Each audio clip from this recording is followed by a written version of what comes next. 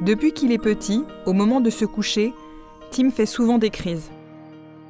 Quitter une activité pour aller au lit ne lui plaît pas vraiment. Alors, avec Philippe, sur les conseils de la psychologue, nous avons suivi quelques règles pour rendre ce moment plus tranquille. Depuis qu'on a instauré un rituel pour le coucher, on a remarqué qu'il est plus calme et s'endort plus facilement. Lucie nous a donné une règle très importante, celle de diminuer tous les stimuli au moins 1 heure avant de se coucher, que ce soit la télévision, la tablette, les lumières ou même les jeux sensoriels.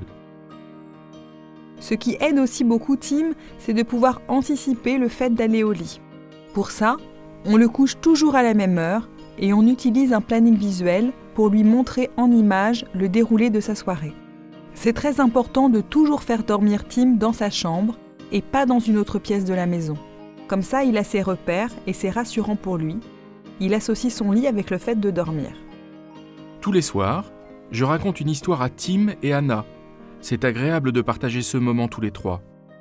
Après, chacun va dans son lit.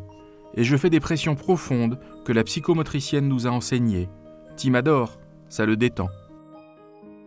Bien sûr, tout au long de ce rituel pré-dodo, la lumière est tamisée et les rideaux sont bien fermés. Un autre enfant autiste que nous connaissons s'endort plus facilement quand il est emmitouflé dans sa couette ou sa couverture lestée. Tim veut souvent prendre un objet dans son lit, ça l'aide à s'endormir.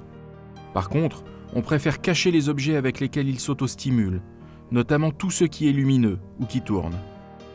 Pendant des semaines, malgré tout ça, on avait encore de grandes difficultés à le coucher en même temps qu'Anna.